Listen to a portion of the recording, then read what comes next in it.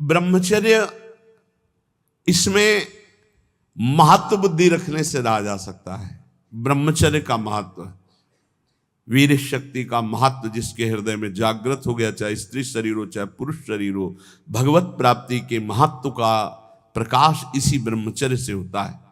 सच्ची मानना, ये जो आपका मन निरुत्साहित हो जाना, शरीर में पीड़ाएं होना, समय से दिनचर्या ना होना, प्रमाद स्थितियों का बढ़ना, कई जगह अंगों में पीड़ाएं होना, ये कई त्रुटियां होती हैं, इससे जो ये परेशानियां आती।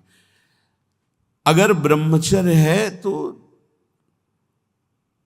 आप जैसे अग्निमय भूमि पे चलना हो तो कैसे चलेंगे, ऐसी उसकी चाल होने लगती है।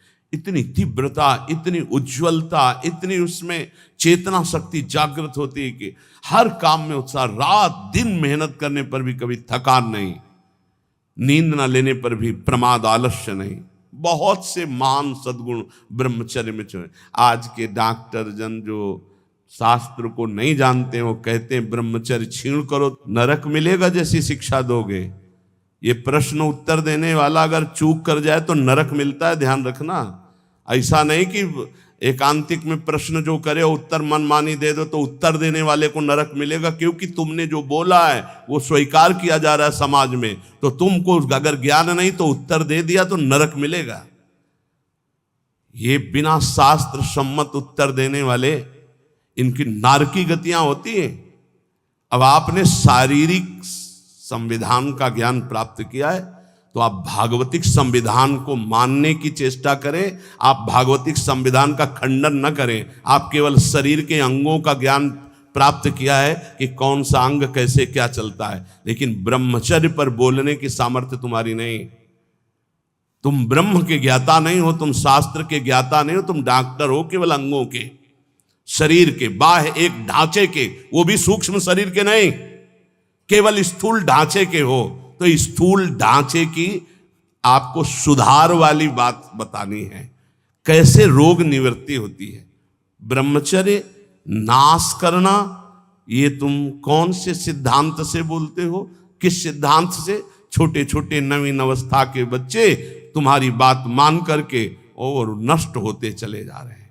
8-8 बार 10-10 बार वो ऐसी चेष्टाएं करके इस दशा को प्राप्त हो गए कि सामने आके कहते हैं, एक अधिकारी का बच्चा हो, अधिकारी भी बैठे थे अपनी पोजीशन में, सिर्फ आपका वीडियो सुना तो आपको बताने आया हूं, मुझे बचा लीजिए। ऐसे बैठे तो बिल्ला लगाए, मुझे बचा लीजिए, नहीं मैं अपना शरीर त्यागूंगा। नहीं नहीं बच्चा, नहीं बिल्कुल नहीं, तुम बिल्कुल ठीक हो जाओगे। तुम एक बार हिम्मत करो, हमारी बात को मानो। हमारे पास कोई औषधि जादू टोना नहीं, केवल हमारी बात मान लो, भगवान तुम्हें शक्ति देंगे, तुम इससे निकलो, इससे निकलो। ये ब्रह्मचर्य बहुत बड़ी अमृत वस्तु है, हमारी प्रार्थना मान लीजिए। ये मन जब बहुत, तो भगवान छूट दे देते हैं। देख लो, जब तुम्हें घृणा हो जाए, जब तुम्हें लगे कि नहीं करना चाहिए, तो मुझे बताना, मैं तुम्हें सामर्थ्य दे दूंगा। आपको सामर्थ्य मिलेगी। आप जिस दिन से सोच लेंगे कि वास्तविक मुझे अब अपने जीवनी शक्ति की रक्षा करके भगवत प्राप्ति में ये हमें व्रत रखना है। ब्रह्मचर्य व्रत, अलग अलग ब्रह्मचर्य व्रत है। गृहस्थ में शास्त्र सम्मत एक पत्नी व्रत और संतानोत्पत्ति के लिए ऐसा संविधान किया गया है। अगर आप उसके विपरीत चलते हैं तो फिर आप व्यभिचार प्रवृत्ति में हैं। परमार्थ में चलने के लिए पूरा अधिकार गृहस्थ का है।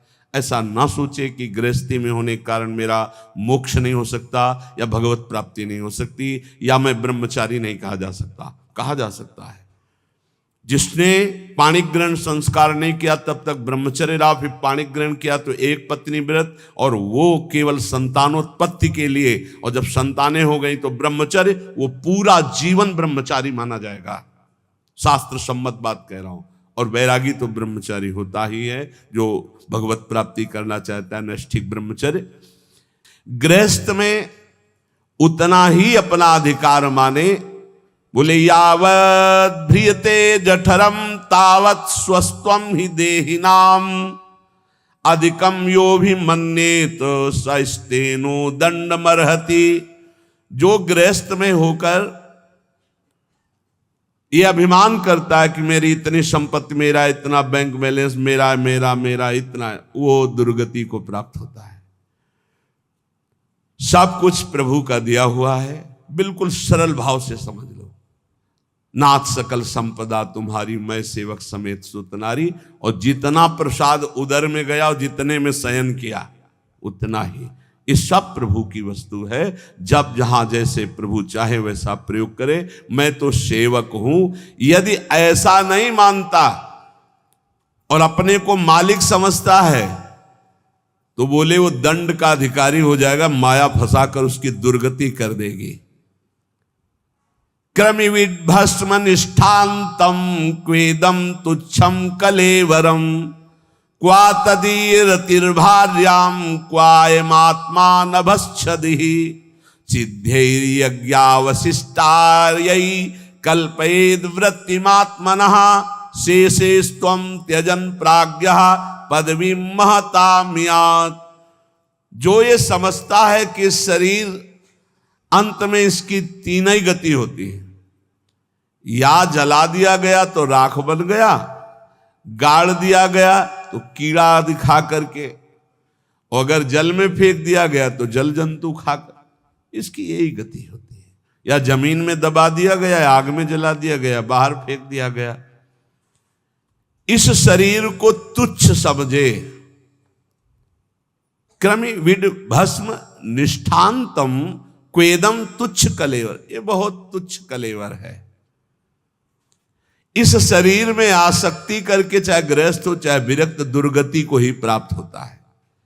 फिर इस शरीर के संबंधी स्त्री पुत्र परिवार आदि, ये तो अपनी अंतरात्मा को भ्रम में डालने वाला बहुत बड़ा जाल है। एक वैसे ही जड़ चेतन की ग्रंथि, ऊपर से और ये ममता की ग्रंथि। गृहस्थों को चाहिए कि प्रारब्धवशात जो भी आपको प्राप्त हुआ है, धन संपत्ति आदि, वो प्रभु का है ऐसा माने। तो दियम वस्तु गोविंदम तुभ्यमेव समर्पये, और प्रसाद से अपना जीवन निर्वाह करे, उसे यज्ञ अवशिष्ट कहते हैं, भगवान को अर्पित करके। जो बुद्धिमान पुरुष शरीर पर अभिमान नहीं करता, वस्तुओं की प्रभु की मानता है और नाम जप करता है, तो इस शरीर को त्याग कर वो संतों के पद को प्राप्त होता है। कह रहे शेषेस्त्वं त्यजन प्राज्ञः पदवी महताम्यात्। जो संतों की गति होती है वही उस गृहस्थ की गति होती है। चाहे गृहस्थ हो चाहे विरक्त, उनको इन दोषों पर विजय प्राप्त करना ही होता है भगवत प्राप्ति के लिए। असंकल्पात् जयेत् कामम क्रोधम काम विवर्जनात्, अर्थानर्थे क्षया लोभम भयम तत्वामर्शनात्। काम पर यदि विजय प्राप्त करना है तो उपाय बता रहे हैं। असंकल्पात् जयेत् कामम, काम का भोग का संकल्प न बनने पावे, बस तो आप बचा ले जाओगे अपने आप को। यदि मैं भोगूंगा ऐसा संकल्प बन गया तो आप नष्ट हो जाओगे। प्रायः काम की चतुरता कोई नहीं जान पा रहा है। बहुत ये अंदर का चिंतन किया हुआ विषय आपको परोस रहे हैं, अगर आप पा पाओ। काम मन में, अहम में जो ही आया तो पहले ये हमको लपेटता है।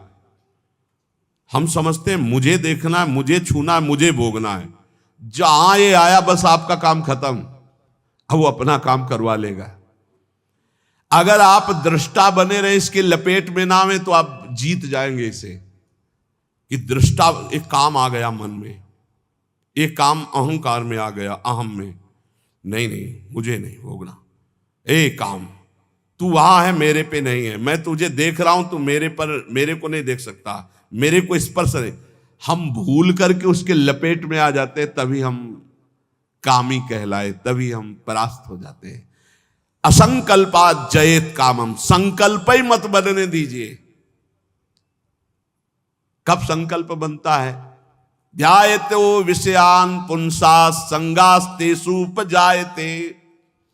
जब हम विषयों का चिंतन करते हैं, देखा सुना बोला बातचीत की, उसका चिंतन बना, तो ध्यायतो विषयान पुंसा, संगास्ते सूपजाए। अब उस भोग करने की संकल्प वृत्ति जागृत हो रही है। कब? जब उसका चिंतन किया, उसको देखा, उसका सुना, उसका मन। इतना समय क्यों दिया? ये गलती क्यों की? असंकल्पात जयत कामम। तुमने समय दिया, संकल्प बना दिया, अब तो तुम्हें भ्रष्ट होना ही पड़ेगा। अब तुम्हारे पास रह नहीं गया कुछ बचाने के लिए, ले जाएगा, नष्ट कर देगा। तुम तन्मय हो गए। काम से बचने का उपाय बता रहे हैं। ध्यान ना होने पावे, संकल्प ना बनने पावे। ध्याये तो विषयान पुंसान संगास्ते सूपजायते।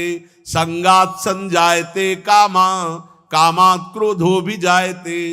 क्रम है।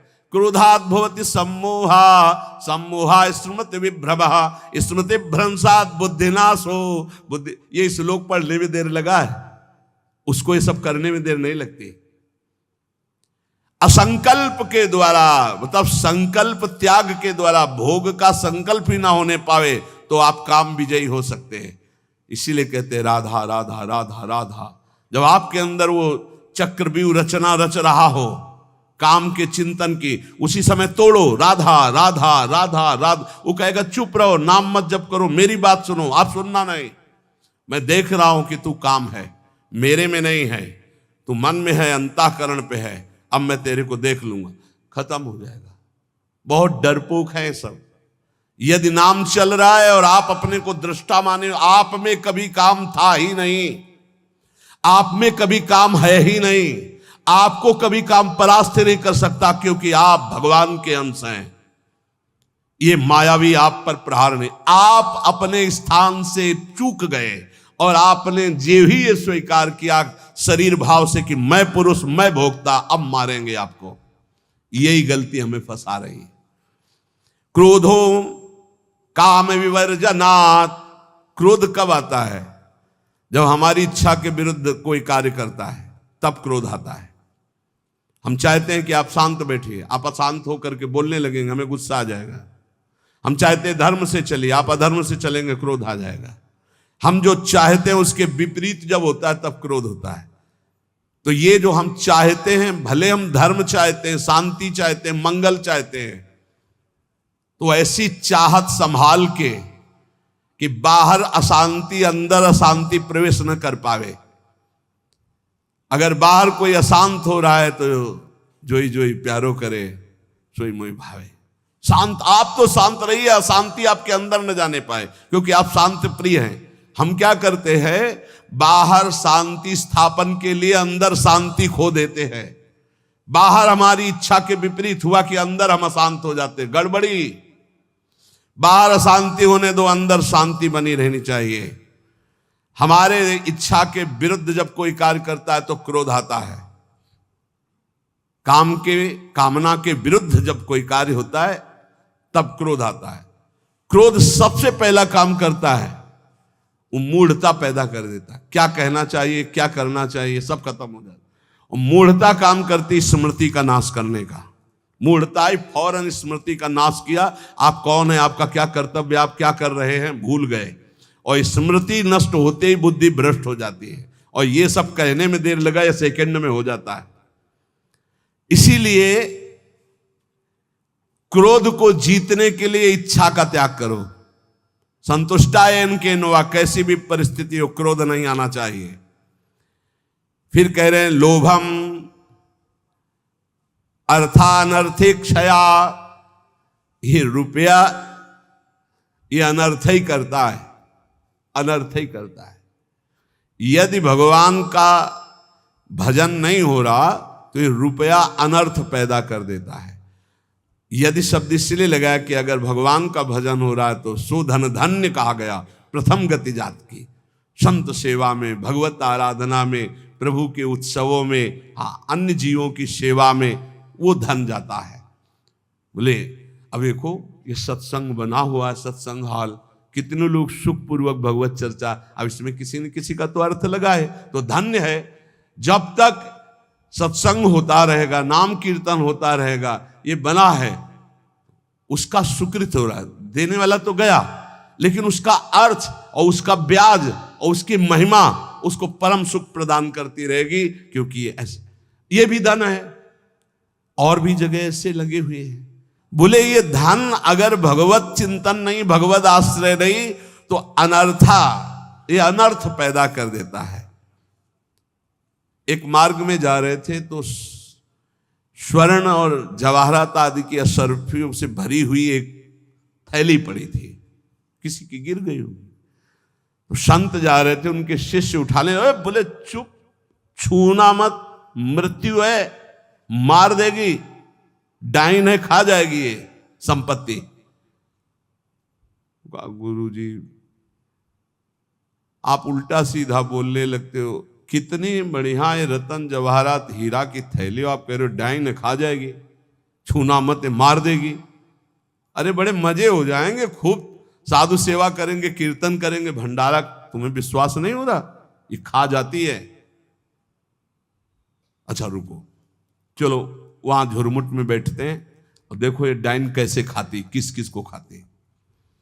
वो बैठे ही थे कि 4 राज सैनिक घोड़ों पर उस समय चलते थे, घोड़े से चारों रुक गए। बोले यार किसी की गिर गई। बोले आसपास तो कोई दिखता नहीं, जब गिरी हुई चीज है तो हमारे ही अधिकार में आ गई, हम चारों लोग बांट लेते हैं। बोले हाँ बांट लेते हैं, चलो एक पेड़ के नीचे बैठते हैं। बैठे, बोले अब भूख बहुत लगी है, अब इतनी संपत्ति मिली तो बढ़िया ठंडा जल लाओ और भोजन लाओ, चारों लोग पाया जाए, फिर इसे 4 हिस्सों में बांट के, फिर हमारी तो ड्यूटी चल रही।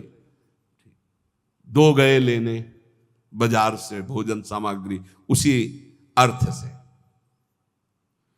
उन गए, बहुत कीमती कीमती रत्न है। बोले इरादा क्या है? बोले हम दोनों यहीं पा लेते हैं और कह देंगे कि हम तो पाले थे और जहर मिला देते हैं, उनको ले जाते हैं, विश्वास है पा लेंगे, वो दोनों मर जाएंगे, 2 हिस्से में बांट लेंगे, 4 हिस्सा क्यों लगेगा? बोले बढ़िया बात है।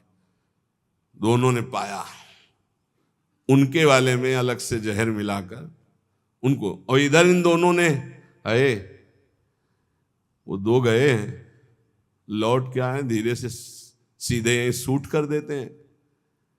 जब राज दरबार में पूछा जाएगा तो कह देंगे कि दुश्मनों ने शूट कर दिया, और 2 हिस्से में बांट लेते हैं। बोले बहुत बढ़िया, ऐसा ही करते हैं।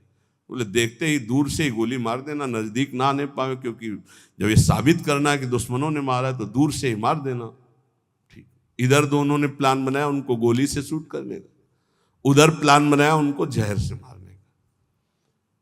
अब वो जो ही नजदीक, दोनों ने शूट कर, इसके बाद नजदीक गए, उनका यार खान पान की सामग्री तो है ही, अच्छे से खाया पिया जाए, 2 हिस्से किए जाए। दोनों ने बैठकर पेड़ के नीचे खाया, और ये ही जल पिया तो तीक्ष्ण जहर मिला था, दोनों मर गए, चारों मर गए। गुरुजी निकले, बोले देखा डाइन खा गई, जेव कत्ते संपत्ति पड़ी खा गई, 4 को मार डाल, भाग यहां से, इसको मत छूना, कितनों को मार देगी। अर्थ अनर्थेक्षया, भगवान से विमुख होकर जो अर्थ कमाया जाता है वो अनर्थ पैदा कर देता है। इसलिए लोभ पर विजय प्राप्त करो, लोभ करो प्रभु के नाम का, प्रभु के चिंतन का। और भयम तत्वावमर्शनात्, भय मत करो, डरो मत, सब में वही प्रभु विराजमान है। तत्व सब जगह वही तत्व श्री कृष्ण, सच्ची मानिए सब में वही है, डरने की कोई जरूरत नहीं।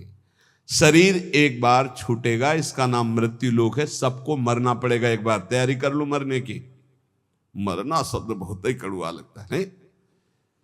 एकांत में सोचो कि मुझे मरना है तो कैसा लगेगा। एक बार तो हाई बीपी तो हो ही जाएगा, नहीं हो जाए, या लो हो जाएगा, 2 में 1 हो जाता है। बहुत सीरियस हो गए तो फिर मरना है। सबको लगता है ना डर, ईमानदारी से देखो डर लगता है, डर लगता है। क्यों? क्योंकि शरीर प्यार हो गया, हमारे प्यार का विषय शरीर हो गया है, हमारे प्यार का विषय शरीर संबंध भोग हो गए। सच्ची मानिए डर का विषय यही है। जैसे बहुत अच्छा कपड़ा नया रेशम का भी दिया जाए और कहा जाए आप ये उतार दो, तो उतारने में आपको देर लगेगी, 1 सेकंड में फेंक दोगे, क्योंकि उससे कई गुना महंगा और पवित्र वस्त्र लाओ भाई हमसे। ऐसे ही आपको जब भगवत देह प्राप्त हो जाए, भाव देह, तो इस शरीर का त्याग ऐसे हो जाता है जैसे पुराने कपड़े का त्याग। अब इसी शरीर से आपको प्यार भगवत भाव तो आया नहीं, तो आपको भय लगेगा। भय मत करो, ये शरीर छूटेगा। इसीलिए हम रोज आपको एक बार याद जरूर दिलाते हैं सत्संग में कि मरोगे।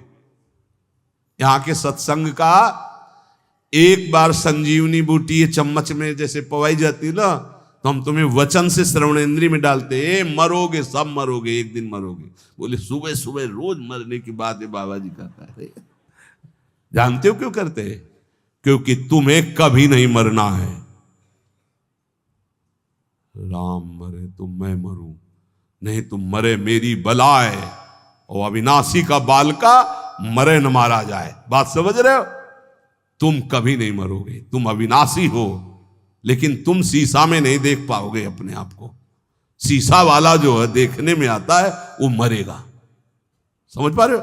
मरना बहुत ही खतरनाक लगे, और मरना सत्य है यहां, और आपका मरना नहीं है। कभी नहीं मर सकते, तुम अमर हो। साधना से अमर नहीं हो, तुम अविनाशी के बच्चा हो, तुम अविनाशी हो, तुम्हारा कभी नाश नहीं हो सकता। जहां ये बात आती देखो कितना अच्छा लगता है।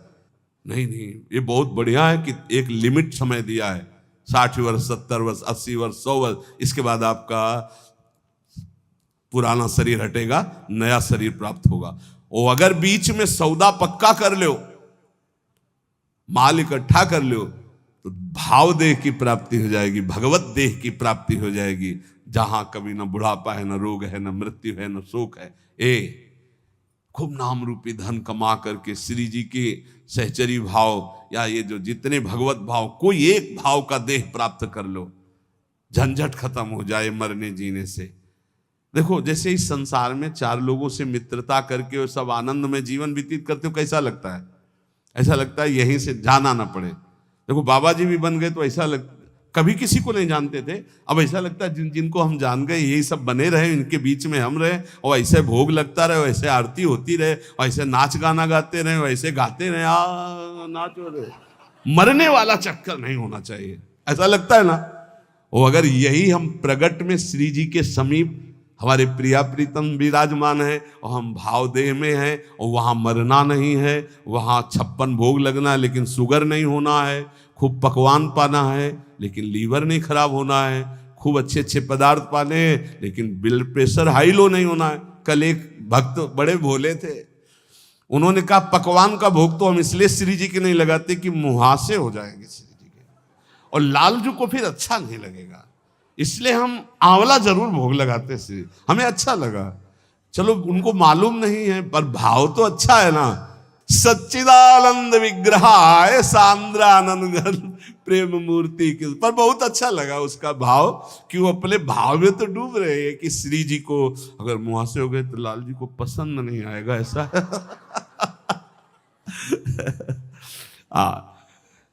ये सब पार्थिव शरीर में होते, चिदानंद में नहीं होते। आज तक निकुंज में कहीं शौचालय का वर्णन नहीं आया, ले आया। क्यों? पदार्थ चिदानंद और देह चिदानंद, और पाना ऐसे ही जैसे आप प्रगट में पा रहे हो ऐसे ही पाना है। ओ सब बाहरी विकारात्मक शरीर नहीं। एक बार हिम्मत करो, यहां का राग जो है जैसे आपको लग रहा है ना, इसी के कारण आपको मरने से डर लग रहा है। ऐसे ही महान इससे अनंत गुना प्रेम प्रियालाल से हो जाएगा, धाम से हो जाएगा। कैसी कैसी कुंज निकुंजे, और सखियां बहुत प्यार करने वाली है, ललिताजू, विशाखाजू, चंपकलताजू, चित्राजू, तुंग विद्या, इंद्रलेखा, ये सब अनंत माताओं जैसा प्यार लिए आपका स्वागत करेंगी, आपको दुलार करेंगी। इनके बीच में रहना, प्रिया प्रीतम के साथ रहना, बड़ा आनंद में जीवन, ये भक्ति रस का चरम अवस्था का महामाधुर्य रस। बिल्कुल सच्ची कहते हैं। देखो अपने लोग तो कितने में आनंदित हो जाते हैं सांसारिक नाटक में, अपने तो 4 लोग जो हमसे प्यार नहीं करते उनसे हम प्यार करके जीना चाहते हैं, उनके बीच में रहना चाहते हैं। भले लड़का रोज पिटाई करे लेकिन है तो मेरा लड़का, भले संसार के हमारे रिश्ते कड़ुए हो गए हो लेकिन है तो हमारे रिश्तेदार, हम उनके बीच में रहना चाहते हैं। सोचो ऐसे कपट भरे संसार से हम प्यार कर सकते हैं, तो निर्मल प्रिया प्रीतम और उनकी सहचरी गण, जहां प्यार ही प्यार विशुद्ध है, वहां हमें कितना सुख मिलेगा। जहां न मरने का भय है, न बिछुड़ने का भय है, न प्रलय का भय है, जहां न सूर्य है, न चंद्र है, न अग्नि है, एक चिदानंद तेज, एक महान ब्रह्मानंद, परमानंद, प्रेमानंद, भगवदानंद, अखंडानंद, विज्ञानानंद घन, जिन इन नामों से जिसको पुकारा जाता है वो बरस रहा है। परसत पुलिन सुलिन गिरा, करसत चित सुर घोर, हर्षत हित नित नवल रस बरसत जुगल किशोर। वही चलना है अब।